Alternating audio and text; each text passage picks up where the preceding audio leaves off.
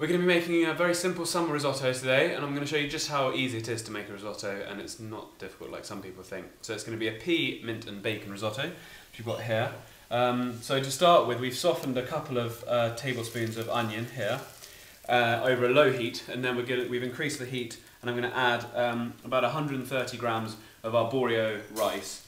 And you need to use something that a supermarket calls a risotto rice, because something like a basmati won't absorb stock like this rice will. So we add the rice and we'll stir it around for a minute or so until the rice is coated with the oil and just takes on a slightly different texture, and you'll feel that change come about after a minute.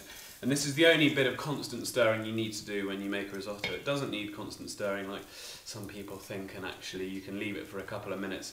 And if it sticks to the bottom, just scrape it off. And it's that breaks down the starch in the rice and improves the flavour and the texture. So once we've stirred this round for a minute or so, we're going to add a little glass of white wine. You can also use vermouth. It's good, sort of martini. The green bottle martini is nice. But we're just going to add that much wine, turn the heat up to full, and simmer this ferociously, hopefully.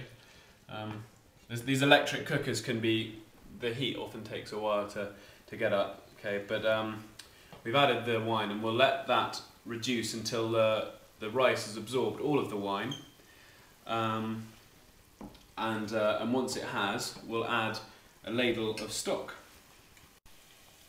So the rice has absorbed the wine, and we're now going to add a ladle of stock, and it's very important that your stock is hot before you start. We've got cubed chicken stock here. Fresh is better, but cubed is fine.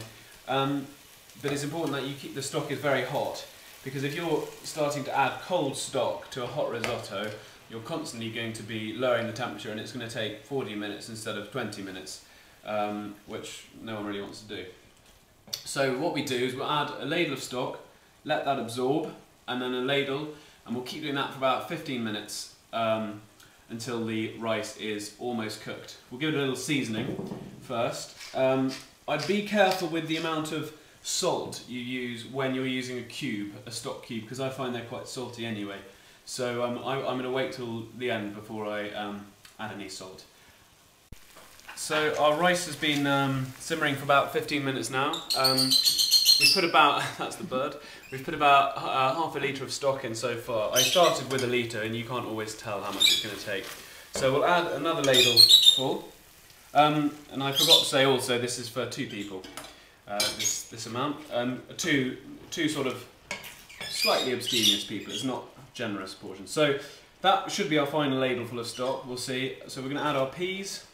100 grams of peas, the bacon, 40 grams of Parmesan, and a few shredded mint leaves. In they go. And we'll stir those through. These are frozen peas, which I'm a big fan of which I'm a big fan, I should say. And we'll stir that for a couple of minutes just to get the peas cooked through a little bit, and then serve. So we'll give it a little taste. Try not to burn your tongue. Yeah, there's plenty of salt there from the stock cube, so you don't need to add any. We'll just give it a little scrunch of pepper. One final stir, and we'll serve it in our nice little bowl, which I've warmed up in the Aga. And here we have it. Pea, bacon and mint risotto, easy as you like.